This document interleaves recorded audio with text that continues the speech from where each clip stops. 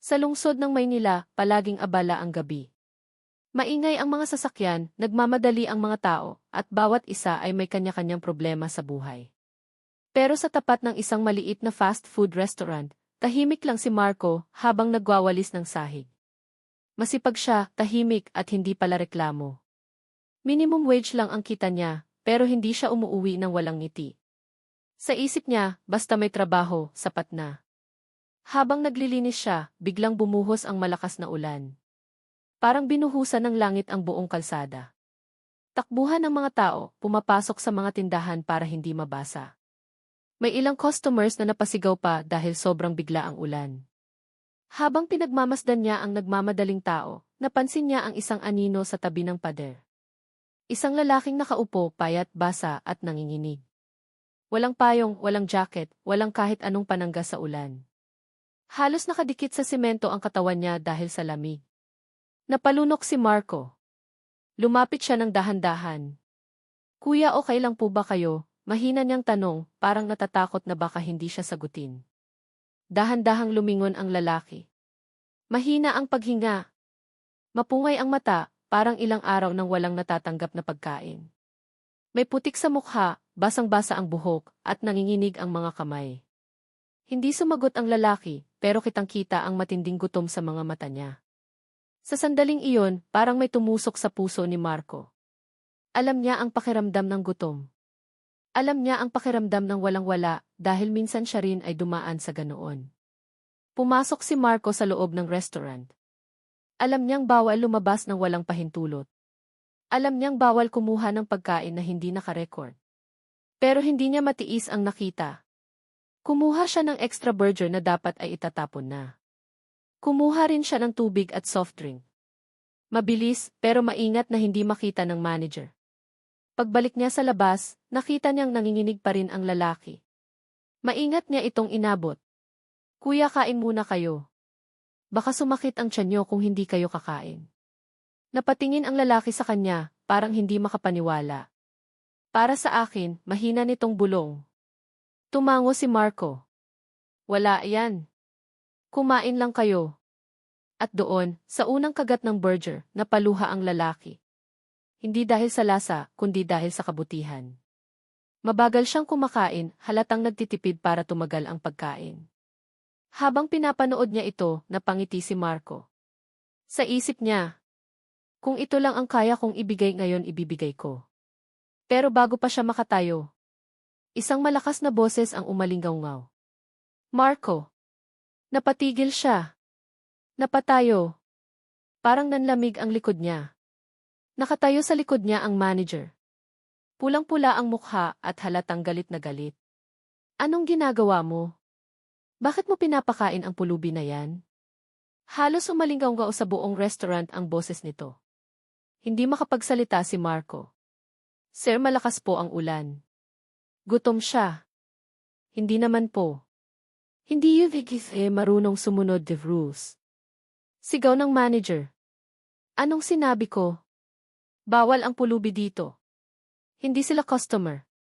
At yang pagkain? Inventory ihle. Nahihiya si Marco. Napayuko. Lahat ng customers at crew ay nakatingin sa kanila. Pakiramdam niya, parang unti-unting lumiliit ang mundo niya. Tinungo ng manager ang pulubi. Kumain ka lang pagkatapos umalis ka rito. Hindi ito charity place. Yumuko ang pulubi. Parang gusto nang isubo ang natitirang pagkain ng mabilis. Bumalik ang manager kay Marco. At ikaw bukas, huwag ka nang papasok. You're fired. Parang tinusok ng kutsilyo ang dibdib niya. Hindi agad nakapagsalita si Marco.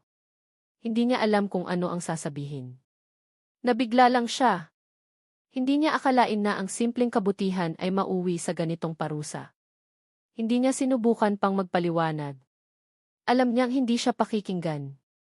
Pag-uwi niya, mabigat ang bawat hakbang niya. Pakiramdam niya, wala siyang halaga. Para bang mas masama pa ang tumulong kaysa ang manahimik. Pagdating sa bahay, humiga siya agad. Wala nang lakas para kumain, wala nang energy para magsalita. Tahimik lang siyang nakatitig sa kisame, iniisip ang kinabukasan. Paano na ang family ko? Paano na ang bills? Paano na ang trabaho? Pero kahit ganoon, isang bagay lang ang hindi niya pinagsisihan. Ang pagtulong. Kinabukasan, nagising siya sa malakas na ingay sa labas. Parang may mga engine ng sasakyan, may mga taong nag-uusap, may pintong nagbubukas at nagsasara. Inisip niya na baka kapitbahay lang, pero nang lumabas siya para tingnan, napatulala siya. Sa tapat ng bahay nila, nakahilera ang 5 mamahaling kotse. Malalaki. Kuminang sa ilalim ng araw. Iba-ibang kulay. Iba-ibang klase. Lahat bago. At sa gitna ng mga kotse, ay nakatayo ang lalaki na tinulungan niya kagabi. Pero ngayon, hindi na siya mukhang pulubi. Malinis ang damit. Maayos ang buhok. Nakaitim na suit. May 4 na security escort na nakapaligid sa kanya. Ngumiti ito kay Marco. Marco, tandaan mo ako. Kailangan nating mag-usap. Nakatayo si Marco sa may pintuan ng kanilang bahay, hindi makagalaw. Parang nanigas ang buong katawan niya nang makita ang lalaki na tinulungan niya kagabi. Hindi niya ma-process kung ano ang nangyayari. Kahapon lang, basang-basa itong pulubi, nanginginig sa lamig at halos hindi makakain. Pero ngayon, para itong ibang tao. Malinis, maayos, mukhang mayaman, at napapaligiran pa ng security escort. Dahan-dahang lumapit ang lalaki, may ngiti sa mukha, at tila mas buhay ang mga mata. Marco, sabi niya, salamat sa ginawa mo kagabi. Hindi nakapagsalita si Marco. Tumingin lang siya, halatang hindi makapaniwala.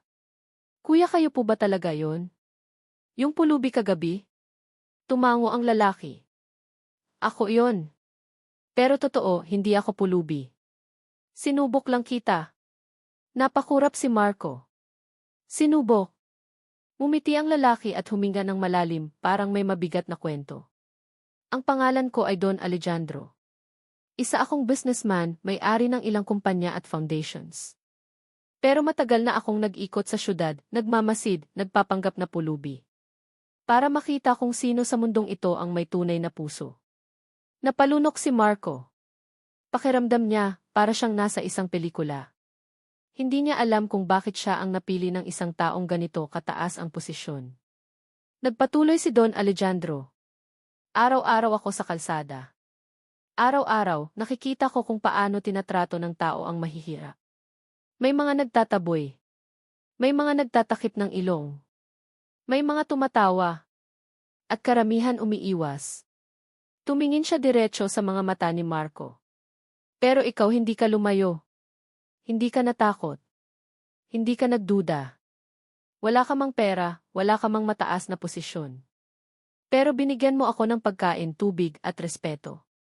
Namutla si Marco, hindi dahil sa takot, kundi dahil sa sobrang pagkabigla. Hindi niya inexpect na ang munting kabutihan niya kagabi ay nakita. At binigyang halaga. Nagpatuloy si Don Alejandro. Hindi ko rin akalain na mapapagalitan ka pa hanggang sa tanggalin ka sa trabaho. Narinig ko ang sinabi ng manager mo. Kaya sumunod ako sa iyo kagabi para siguraduhin na nakauwi ka ng ligtas. Mas lalo pang nanlaki ang mata ni Marco. Sinundan niyo ako. Tumango si Don Alejandro. Hindi ako nakatiis. Kung hindi ka tinanggal sa trabaho, baka hindi kita puntahan ngayon. Pero dahil ginawa nila yon nang dahil sa kabutihan mo. May gusto akong ibalik sa'yo. Sa sandaling iyon, sumenya si Don Alejandro sa mga kasama niya. Agad namang lumapit ang 2 lalaki, may dalang maliit na leather folder.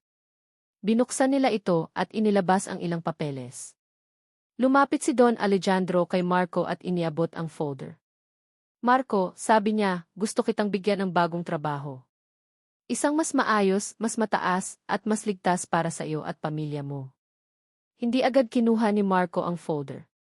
Para siyang nananaginip. Sir, bakit po ako? Madami namang ibang tao dyan na mas matalino, mas may kaya, mas may experienced. Ngumiti si Don Alejandro, isang iting po ng pag-unawa. Dahil hindi heartless ang computer.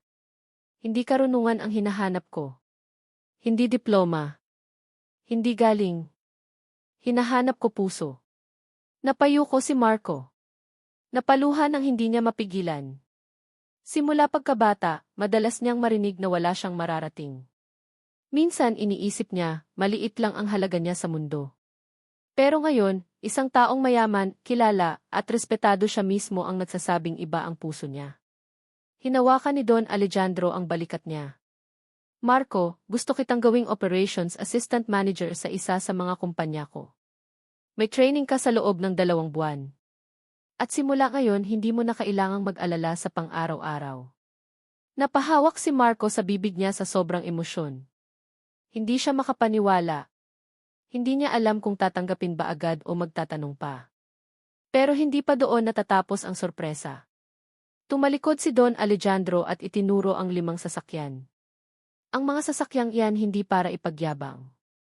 Iba-iba ang gamit niyan at gusto kong isa-isa kitang ipakilala. Lumapit sila sa unang kotse, isang malaking EV. Eto, sabi ni Don Alejandro, ang sasakyan na maghahatid sa iyo sa training mo araw-araw. May driver ka na rin. Sa pangalawa, isa pang EV pero mas elegant. Ito naman ang gagamitin mo pag may company errands o meetings. Sa pangatlo, isang van. Para sa pamilya mo. Lalo na kung marami kayong gagawin o may lakad. Lumipat sila sa pang-4 na kotse, isa namang sedan.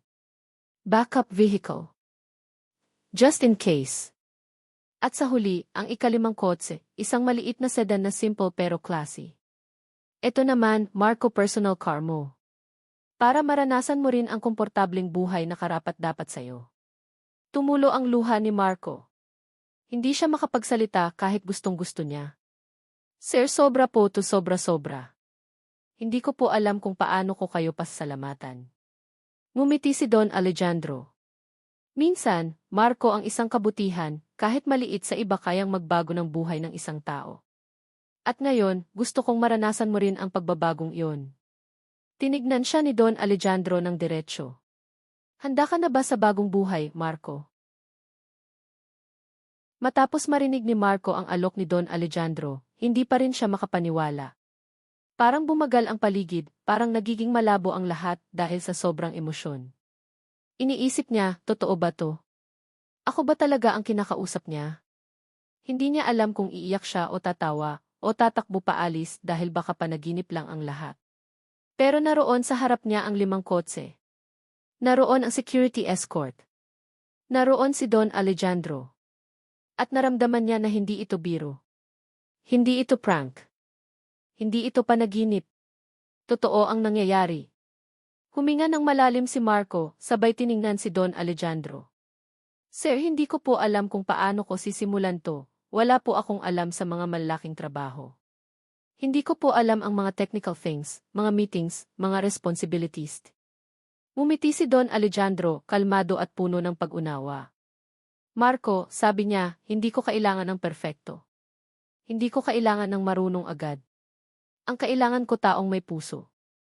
Ang iba, ituturo namin sa'yo. Napatango si Marco. Pakiramdam niya, pagkatapos ng maraming taon, may isang tao ring naniwala sa kanya. Hindi dahil sa diploma, hindi dahil sa experience, kundi dahil sa kabutihan. Ang pagpasok ni Marco sa bahay.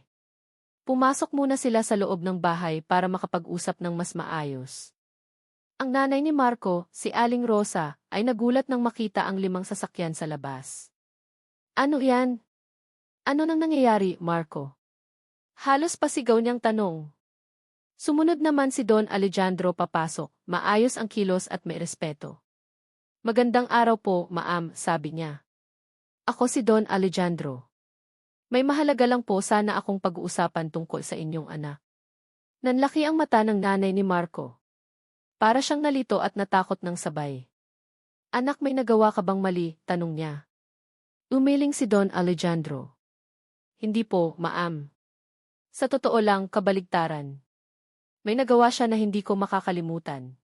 Doon ay ikinuwento ni Don Alejandro sa ina ni Marco ang nangyari kagabi. Paano tinulungan ni Marco ang isang pulubi? Paano siya natanggal sa trabaho dahil doon? At paano nalaman ni Don Alejandro ang lahat? Habang nakikinig ang ina, dahan-dahan itong napaluha. Anak, mabuti naman at hindi ka nagbago, bulong niya. Simula bata ka pa, nagbabahagi ka na kahit wala ka. Hindi makapagsalita si Marco. Hindi niya alam kung ano ang mas mabigat. Ang saya ng nanay niya. O ang hiya dahil pakiramdam niya hindi niya ito deserve. Pero nagpatuloy si Don Alejandro. Ma'am, gusto kong bigyan ang anak niyo ng oportunidad. Training, trabaho, stable income, at lahat ng kailangan niya para makapagsimula ng bagong buhay. Halos mapahawak sa dibdib ang ina ni Marco. Sir, napakalaki naman po nito.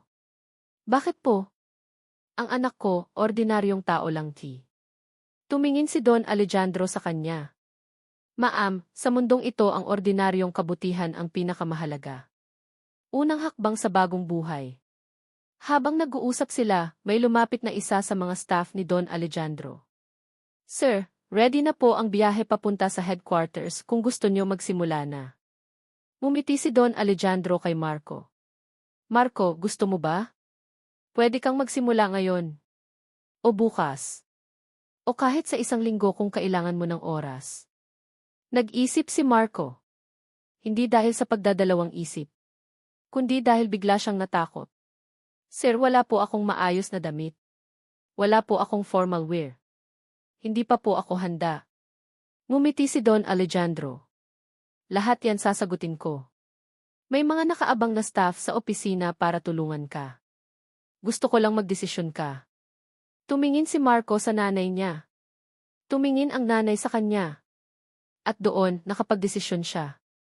Sir, handa na po ako. Ngumiti si Don Alejandro ng malaki. Good. Simula ngayon ibang buhay na ang papasukin mo. Ang pag-alis sa dating mundo. Lumabas sila ng bahay. Naroon pa rin ang 5 kotse. Naroon ang mga taong nakatingin mula sa kalsada. Mga kapitbahay na nagtatanong, nagtataka at nagugulat. Si Marco ba yan? Ano nang meron? Bakit may escort? Sino yang nakasuit? Pero hindi na inintindi ni Marco ang mga bulungan. Hindi na niya inisip kung ano ang sasabihin ng mga tao. Sa buong buhay niya, sanay na siya sa panghusga. Pero ngayon, ibang kwento na. Pinagbuksan siya ng pinto ng unang AC. Pumasok siya. Naupo. At sa unang pagkakataon sa buhay niya, naramdaman niya ang lambot ng leather seat. Ang katahimikan ng loob ng sasakyan. Ang lamig ng aircon na hindi kailangan tipirin. Sir, tanong niya kay Don Alejandro. Ano po ba ang gagawin ko pagdating sa headquarters? Sumagot si Don Alejandro. Una, kakain ka muna. Hindi ka kumain kagabi, Marco. Nakikita ko sa'yo. Napangiti si Marco na pailing. Hindi niya akalain na pati iyon napansin. Pangalawa, sabi ni Don Alejandro. Pipili ka ng damit, shoes at mga kailangan mo. Libre lahat. Pangatlo, tumingin siya kay Marco. Ipapakilala kita sa mga tao ko. At doon magsisimula ang tunay mong training. Umikot ang tingin ni Marco sa labas. Hindi niya inaasahan ang ganito. Hindi niya hiniling. Pero dumating. Tahimik siyang napabulong. Salamat, Panginoon. At habang umaandar ang konvoy. Habang lumalayo sila sa dating lugar niya. Unti-unti niyang naramdaman. Ito na yung pagkakataong matagal na niyang hinihintay.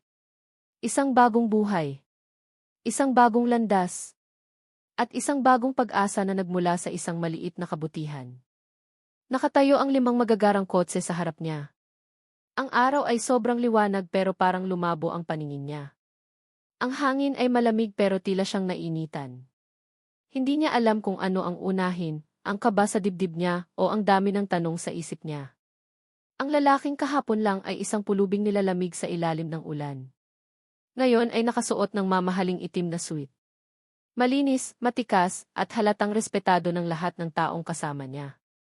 Ang dating nanginginig na kamay ay ngayon ay maisuot na relo na siguro mas mahal pa sa isang buwan niyang sahod.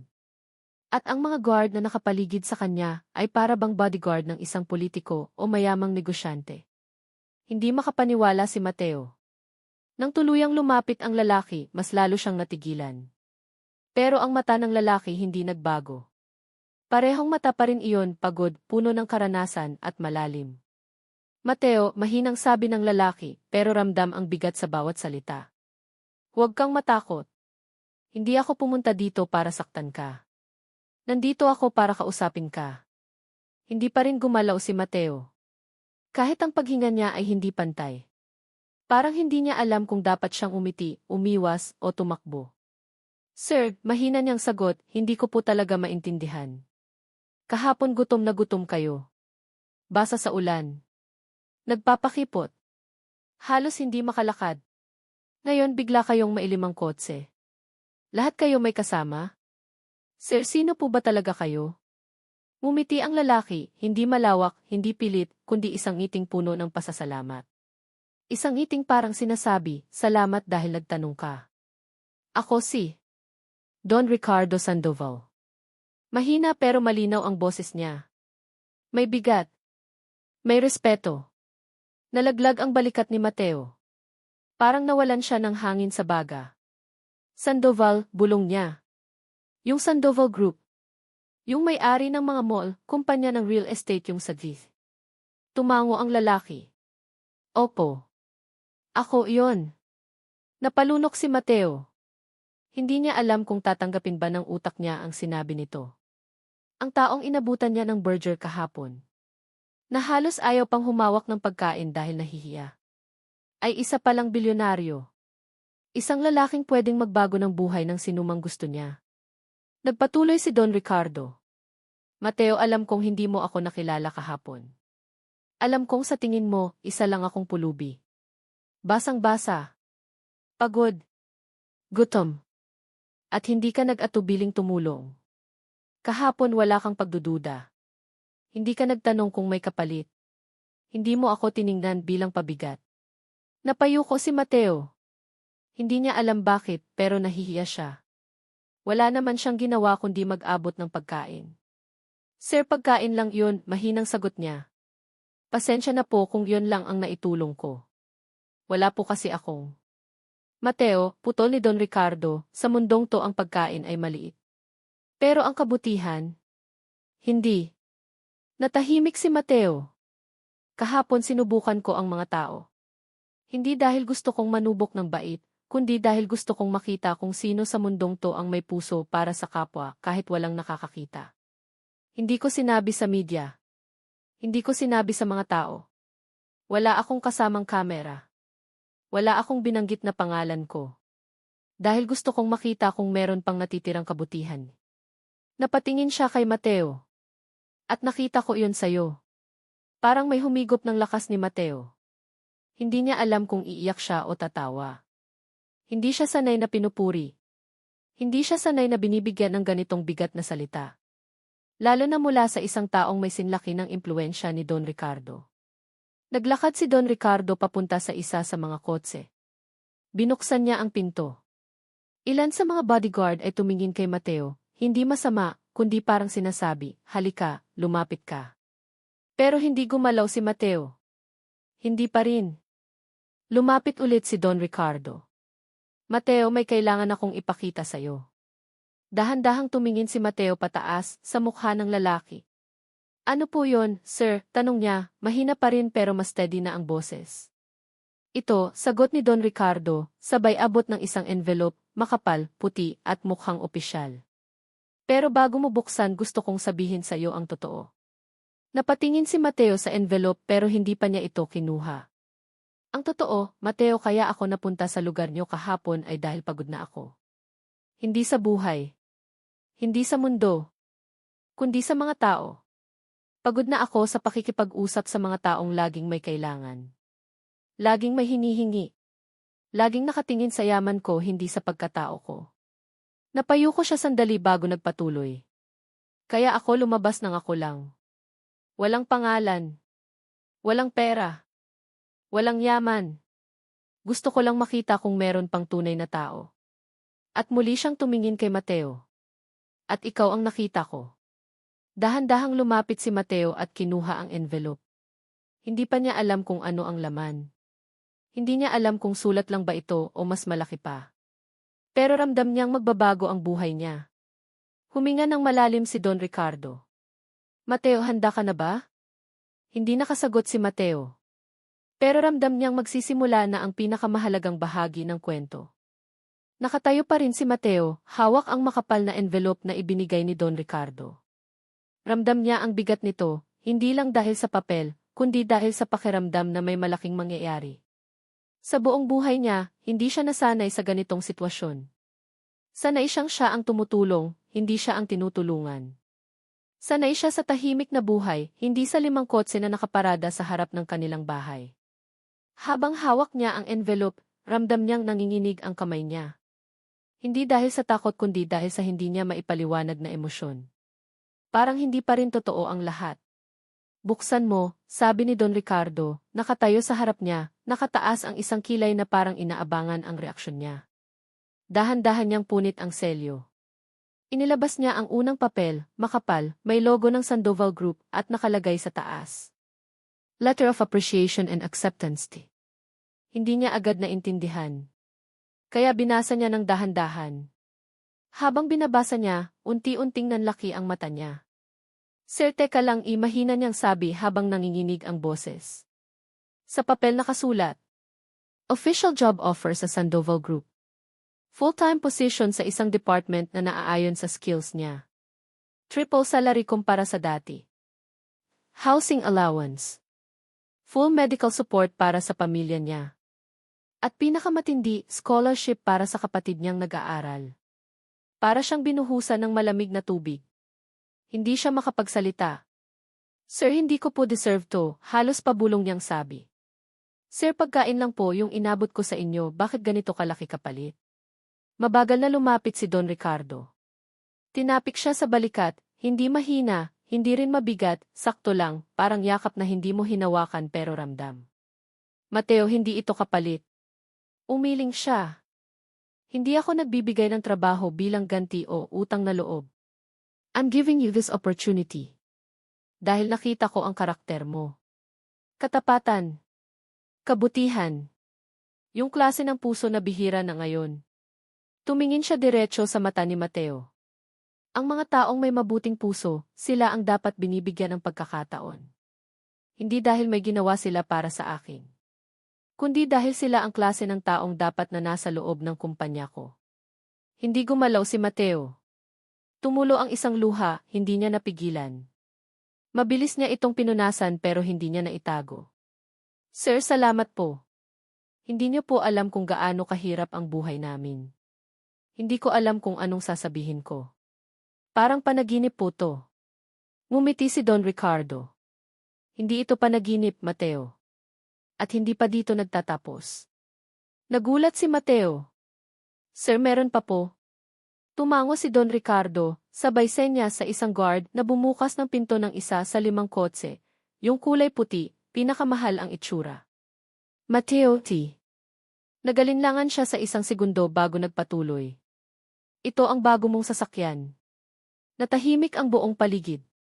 Pati mga kapitbahay na nakasilip sa bintana ay napabuka ang bibig. Pati aso sa kanto ay tumahol ng tahimik na tila nagulat din. Si Mateo. Para siyang hindi makahinga. Sir, hindi pwede to. Hindi ko po matatanggapi. Nanginginig ang boses niya. Pero ngumiti si Don Ricardo. Kung kaya mong magbahagi ng pagkain kahit wala ka. Kaya mo ring tanggapin ang biyayang binibigay sa iyo ngayon. Napaluhod si Mateo, hindi dahil sa kahihiyan, kundi dahil sa sobrang emosyon. Tinakpan niya ang mukha niya habang tumutulo ang luha. Sir, salamat. Salamat po. Halos hindi na niya mabilang kung ilang beses niya tong sinabi.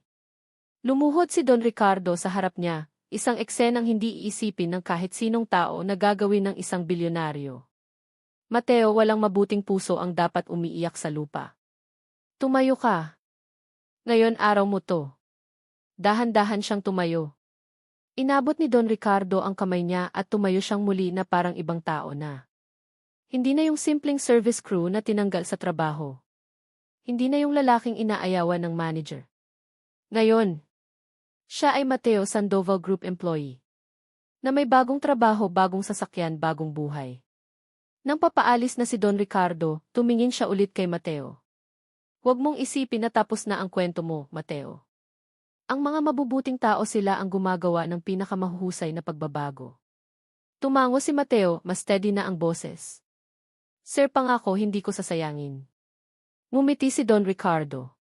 Hindi ko na kailangan marinig ang pangako mo, Mateo. Alam kong kaya mo. Pag-alis ng konvoy ng 5 kotse, naiwan si Mateo sa gitna ng kalsada. Hawak ang envelope, hawak ang susi ng bagong sasakyan, at hawak-hawak ang bagong pag-asa. Sa unang pagkakataon sa buhay niya, hindi lang siya huminga. Naramdaman niya kung gaano kaganda ang mundo kapag kahit isang beses may gumawa ng kabutihang walang kapalit. At doon, tuluyang nagsimula ang bagong kabanata ng buhay niya.